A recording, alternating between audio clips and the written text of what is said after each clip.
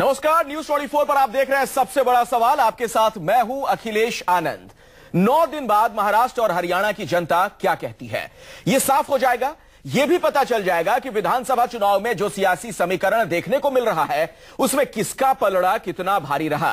लेकिन नतीजों से पहले आए ओपिनियन पोल इशारा कर रहे हैं कि महाराष्ट्र से हरियाणा तक नरेंद्र मोदी का जादू कायम है। चाहे वो नरेंद्र मोदी के दम पर महाराष्ट्र में शिवसेना से 25 साल पुरानी दोस्ती तोड़ने का दाव हो या फिर हरियाणा में अकेले चुनाव लड़ने का। कम से कम ओपिनियन पोल में नरेंद्र मोदी फैक्टर के कामयाब होने की भविष्यवाणी की गई है। वैसे भी अगर दोनों राज्यों के चुनाव के मुद्दों को देखें तो नरेंद्र मोदी ही सेंटर में है और राजनीति की सामान्य समझ भी यही कहती है कि बीजेपी नरेंद्र मोदी के भरोसे है और चुनावी महाभारत में यही हो रहा है। राहुल गांधी से शरद पवार तक, उद्धव ठाकरे से राज ठाकरे तक, सबकी पॉलिटिक्स मोदी विरोध के नाम पर ही चल रही है। ऐसे में आज का सबसे बड़ा सवाल यही कि क्या महाराष्ट्र हरियाणा में मोदी सब पर भारी है और क्या ओपिनियन पोल के नतीजे मोदी लहर का संकेत दे रहे हैं। इस मसले पर हम अपने मेहमानों के साथ चर्चा करेंगे, लेकिन सबसे पहले आपको दिखाते हैं ओपिनियन पोल के नतीजे क्या कहते हैं। महाराष्ट्र में 288 विधानसभा सीटों के लिए 15 अक्टूबर को वोट डाले जाने हैं। यूपी और एनडीए की 4 बड़ी पार्टियां अलग अलग चुनाव लड़ रही हैं। नए सियासी समीकरण में कराए गए ओपिनियन पोल के मुताबिक बीजेपी महाराष्ट्र की सत्ता में सबसे बड़ी दावेदार नजर आ रही है। इंडिया टुडे और सिसरो के ओपिनियन पोल के मुताबिक बीजेपी को 288 में से 125 से 141 सीटें मिलने का अनुमान है, जबकि बीजेपी से अलग होकर चुनाव लड़ रही शिवसेना को सिर्फ 51 से 63 सीटों पर जीत मिल सकती है। वहीं कांग्रेस को 25 से 35, एनसीपी को 28 से 38, एमएनएस को 7 से 13 और अन्य को 20 से 30 सीट मिलने का अनुमान है। महाराष्ट्र विधानसभा चुनाव पर आए द वीक और हंसा रिसर्च की ओपिनियन पोल के मुताबिक बीजेपी को पूर्ण बहुमत मिलने का अनुमान जताया गया है। इस ओपिनियन पोल की माने तो बीजेपी को 288 में से 154 सीटें मिल सकती हैं, जबकि शिवसेना को सिर्फ 47 सीटें मिलने का अनुमान है। इस ओपिनियन पोल के मुताबिक कांग्रेस को 25, एनसीपी को 17, एमएनएस को 10 और अन्य को 35 सीटें मिल सकती हैं। इन दोनों ही ओपिनियन पोल के मुताबिक बीजेपी महाराष्ट्र में सत्ता के सबसे ज्यादा करीब दिख रही है। अगर बीजेपी 133 से 154 के बीच का भी कोई आंकड़ा निकालने में कामयाब हो जाती है तो महाराष्ट्र की कुर्सी पर उसका सबसे बड़ा दावा होगा। इंडिया टुडे सिसरो के ओपिनियन पोल के मुताबिक बीजेपी का वोट शेयर पिछली बार की 16% से बढ़कर इस बार 30% तक पहुंच सकता है। 2.7% बढ़ोतरी शिवसेना के वोट शेयर में भी हो सकती है। इस बार शिवसेना को 19% वोट मिलते दिख रहे हैं। 7% वोट शेयर के नुकसान के साथ कांग्रेस सिर्फ 14% वोट पाती दिख रही है, जबकि 2.4% के नुकसान के साथ एनसीपी को कांग्रेस के बराबर 14% ही वोट मिल सकता है।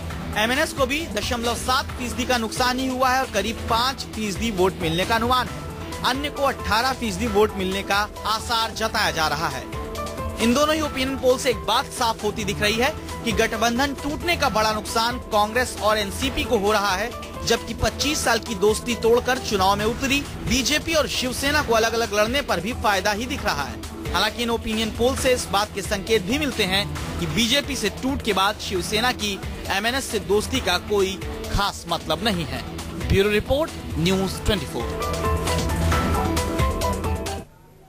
तो ये जो ओपिनियन पोल है उसके जो नतीजे हैं वो क्या कहते हैं और महाराष्ट्र और हरियाणा की राजनीति किस तरफ जा रही है, तमाम सवालों पर हम चर्चा करेंगे। और कई खास मेहमान इस वक्त हमारे साथ जुड़ रहे हैं।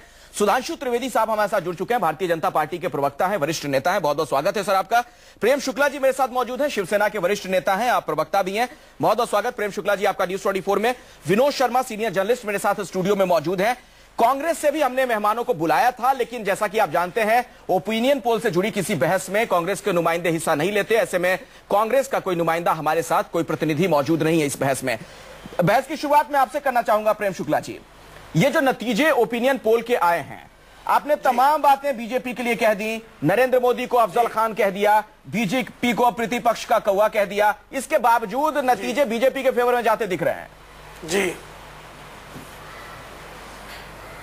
देखिए, एक ओपिनियन पोल जो है वो पहला ओपिनियन पोल 1945 में हैरी ट्रूमैन को हारता हुआ बता रहा था और वहां से विफलता से लेकर ओपिनियन पोल किस तरह से कराए जाते हैं और किस तरह से एप्को नाम की कंपनी जो है, जो कर्नल गद्दाफी इनका पर्सनालिटी मैनेजमेंट कर उन्हें बहुत हीरो साबित करती थी, वो किस तरह से आदरणीय नरेंद्र मोदी जी का कैंपेन मैनेज करती है, उसको जानते हुए आप इस सत्य को जानिए कि हवा में तो निश्चित तौर पर, और चूंकि प्रधानमंत्री हैं वो, उनका एक व्यक्तित्व है और उनके व्यक्तित्व में को निर्मित करने में हमारा भी हाथ रहा है। अब जो है उन्होंने जब उनकी तरफ से अफजल खानी वृत्ति, अफजल खान शब्दशः मत लीजिए, अफजल खानी वृत्ति क्या है कि मित्र को गला लगाने के नाम पर धोखा देकर उसका गला दबाने का प्रयास करना। इस स्थिति के बाद अब वो जानते हैं कि महाराष्ट्र में यदि अपने को शेष रहना है लड़ाई में, तो ओपिनियन पोल से माहौल बनाओ ताकि मार्जिनल वोटर आपकी तरफ मैं इसका जवाब ले लेता हूं। और ये दिन की इतनी माहौल है तो आज ही विदर्भ में हार्ड पॉलिटिक्स देखिए, विदर्भ में एक मिनट दीजिएगा, हार्ड पॉलिटिक्स, विदर्भ का मुद्दा इनके घोषणा पत्र से आज ही महाराष्ट्र के घोषणा पत्र से बाहर हो गया है।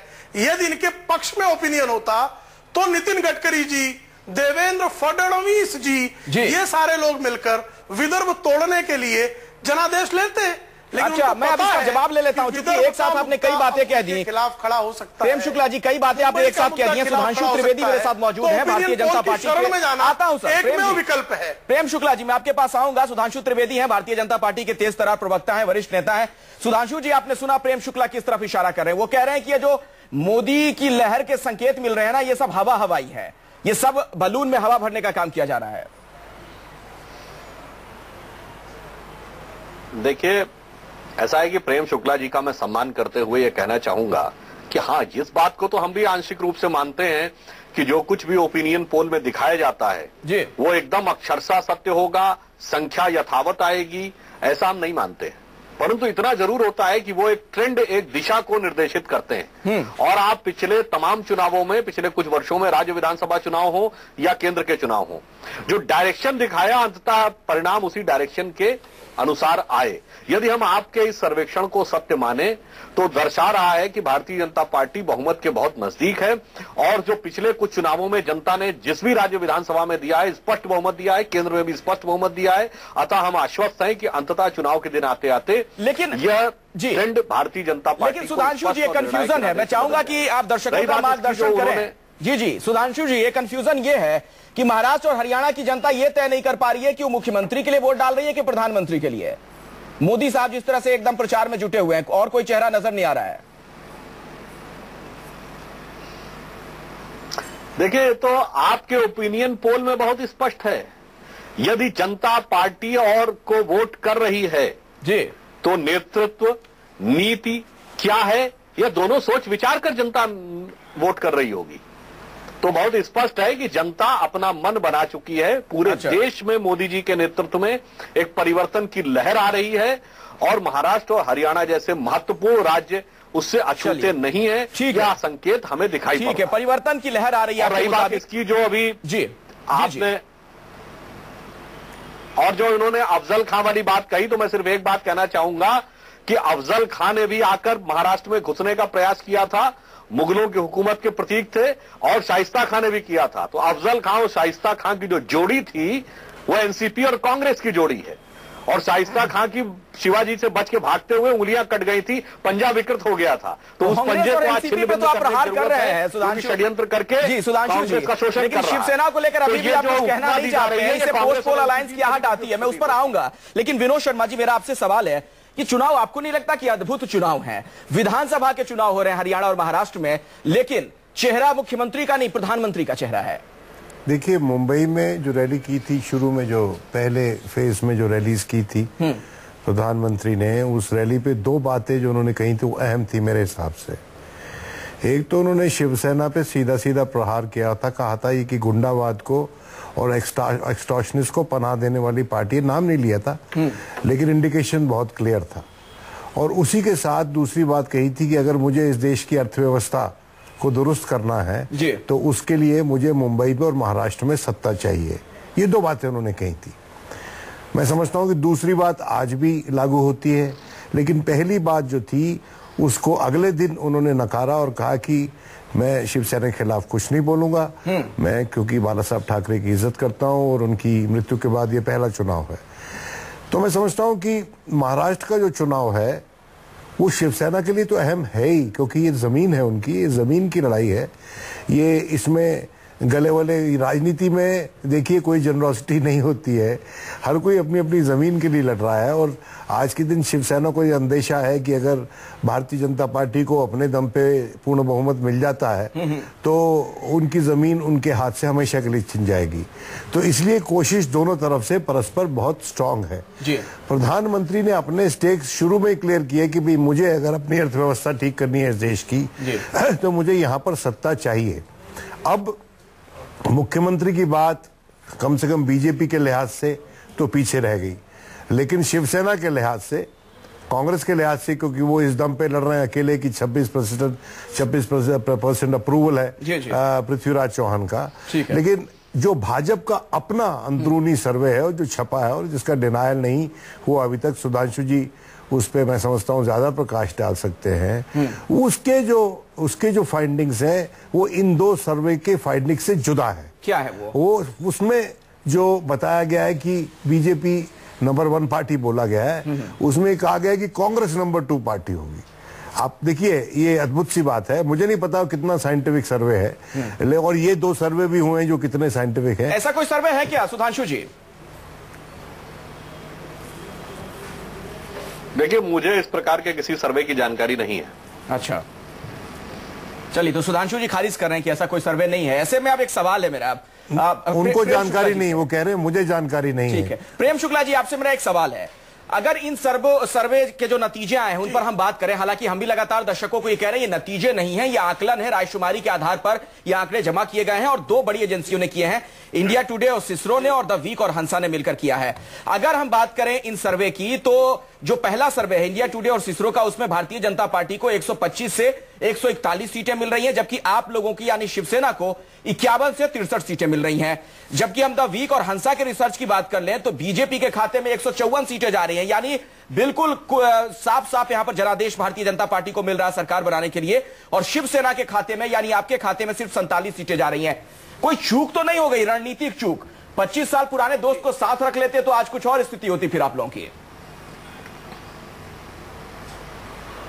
देखिए हम उनकी हवाई सर्वे पर जो है किसी तरह का हंसा रिसर्च के बारे में आप कहेंगे तो मैं डॉक्यूमेंट्स के साथ पेपर दे दूंगा क्या काम करते। डॉक्यूमेंट्स में कोई किसी को अनावश्यक आरोप नहीं लगाता। प्रेम शुक्ला और सी वोटर किसका है उसकी बताने की जरूरत नहीं है।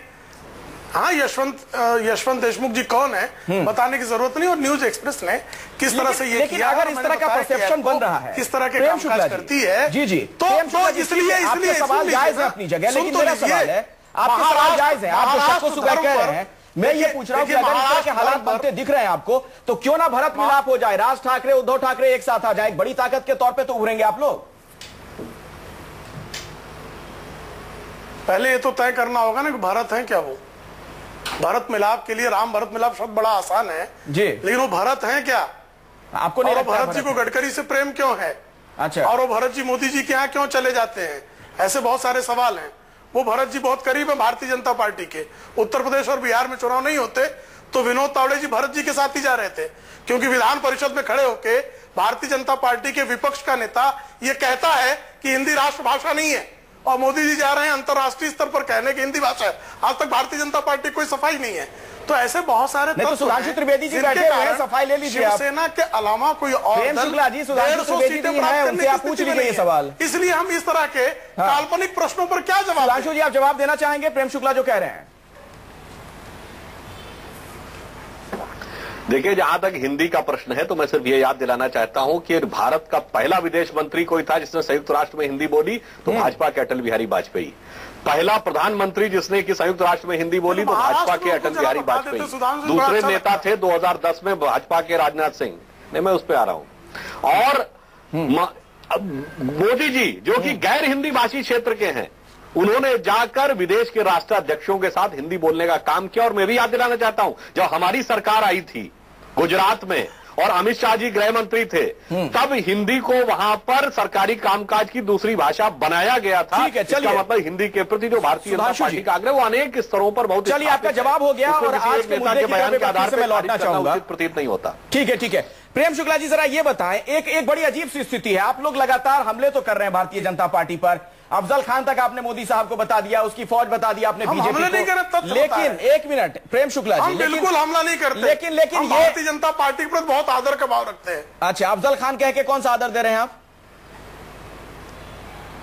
और पितृपक्ष के कौवे भी कह दिया आपने। वृत्ति का विरोध नहीं करें, मित्र में यदि अफजल खानी वृत्ति जन्मे तो सचेत करना ही लोकतांत्रिक धर्म है। तो पितृपक्ष का कौवा क्यों कह दिया सर आपने? वो भी तो आप निकालने अभी तो लोकतंत्र, अरे भाई उनकी तरफ सुन तो लीजिए, उनकी तरफ से क्या शब्द प्रयोग किया गया, हफ्ताखोर। आदरणीय उद्धव ठाकरे जी समेत शिवसेना के किस कार्यकर्ता पर हफ्ताखोरी का आरोप है मुझे बता दीजिए।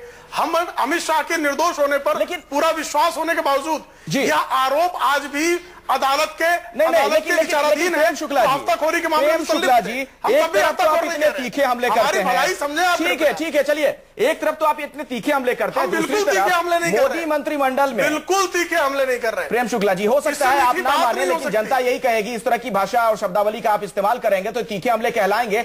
लेकिन यहीं से बुनियादी सवाल खड़ा होता है कि जिस मोदी को आप अफजल खान कह रहे हैं, उन्हीं के मंत्रिमंडल में, सर मेरा सवाल सुन लीजिए प्रेम शुक्ला जी, उन्हीं के मंत्रिमंडल में अभी भी आपके सांसद मंत्री हैं ना अनंत गीते साहब, क्यों हैं? जनादेश है, उसका अपमान करना चाहिए। लोकसभा में हम मिलकर चुनाव लड़े थे ना। लेकिन ये दो तरह की भारतीय जनता पार्टी को लगता है कि महाराष्ट्र में शिवसेना का उस जनादेश में कोई रोल नहीं था, तो सारे सांसद इस्तीफा दे दें और फिर से एक जनादेश ले लें, ऐसी स्थिति है क्या? हम जनादेश का सम्मान नहीं करें, आप क्या चाहते हैं? ये जनादेश का सम्मान है, हम एक व्यक्ति के साथ, एक दल के साथ नीतियों और कार्यक्रमों के आधार पर जनादेश प्राप्त करते हैं। हमारा दूसरे चुनाव में विधानसभा में उनके साथ जो है अलगाव हो जाता है, तो हमने जो पहला जनादेश था उसको उल्टा कैसे? जनादेश का सम्मान है विनोद शर्मा जी की सहूलियत की राजनीति है। देखिए, पोस्ट पोल अलायंस की तमाम संभावनाएं खोल के रखना चाह रही हैं दोनों दल, बीजेपी और। देखिए, इसका जवाब दोनों तरह से दिया जा सकता है कि भाई ये मैंडेट, पुराने मैंडेट की इज्जत कर रहे हैं इसलिए इन्होंने मंत्री बना के रखा, और वो क्यों अपने आप से मंत्री निकाले? आप उनके हिसाब से देखिए कि अपने आप से अपना मंत्री क्यों निकाले? वो तो ऐसी स्थिति चाहेंगे ना कि जहां पर उनके मंत्री को बाहर किया जाए ताकि उसका राजनीतिक लाभ सेना को जमीन पे मिले, लेकिन ऐसा नहीं होगा, मैं नहीं समझता ऐसा किया जाएगा।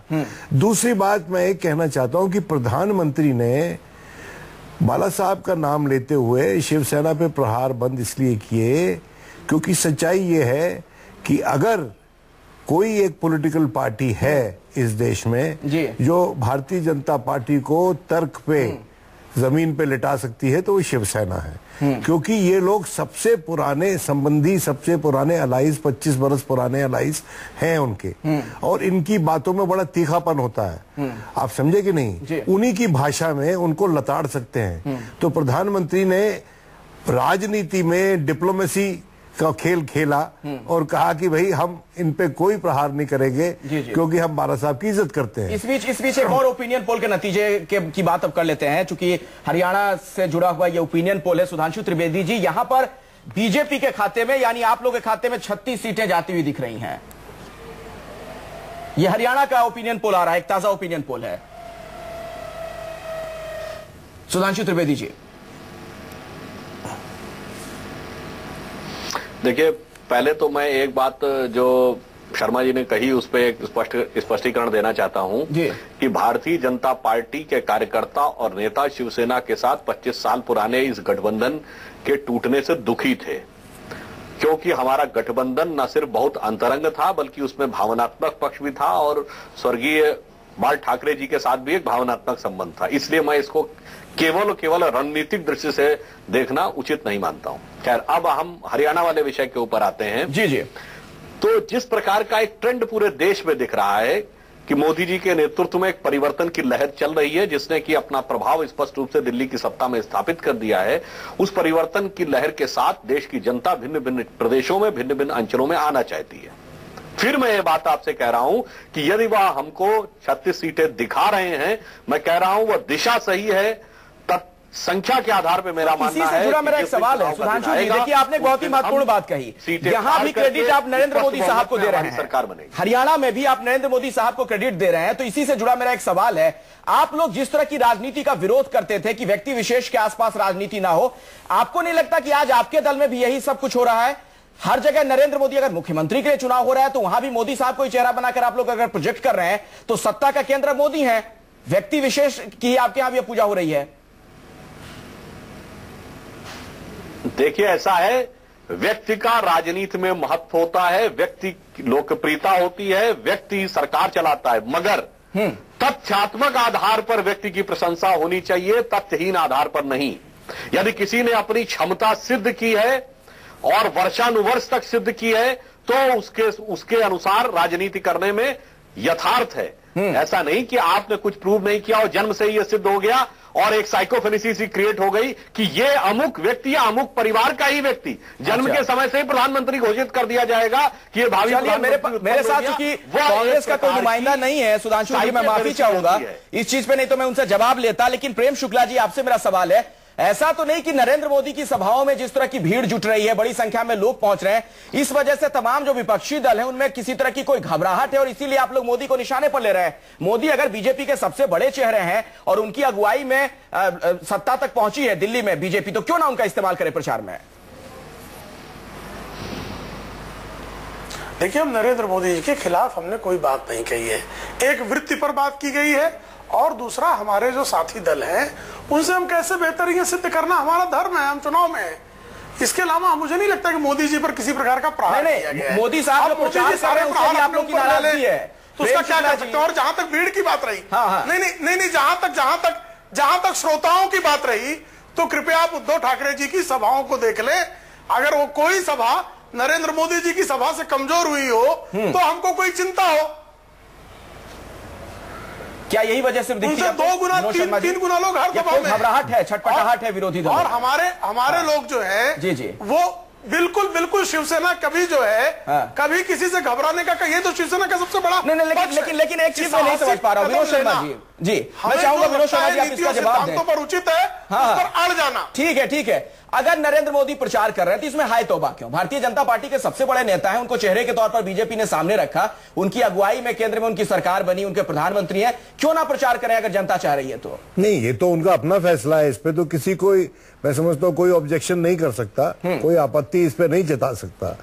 लेकिन जो भारतीय जनता, जो शिवसेना है, वो राजनीतिक तौर पे इस पे अटैक कर रही है कि भाई जब ये राज ठाकरे ने भी किया, जिसको कि प्रेम शुक्ला जी मित्र बता रहे हैं नरेंद्र मोदी का, कि उन्होंने भी कहा कि जब हमारी सीमाओं पे गोलाबारी हो रही है और आप जो है यहाँ पर इलेक्शन का प्रचार कर रहे हैं और दिल्ली और क्या हरियाणा में और महाराष्ट्र में, तो देखिए ये तो छीटाकशी, राजनीतिक छीटाकशी चलती रहेगी। सच्चाई ये है कि ये नरेंद्र मोदी जो हैं वो भारतीय जनता पार्टी के अश्वमेध के घोड़े हैं महाराष्ट्र में और रथ लेके निकल चुके हैं और महाराष्ट्र में और हरियाणा में। अब देखना यह है कि शिवसेना उस घोड़े को रोक सकती है या नहीं रोक सकती।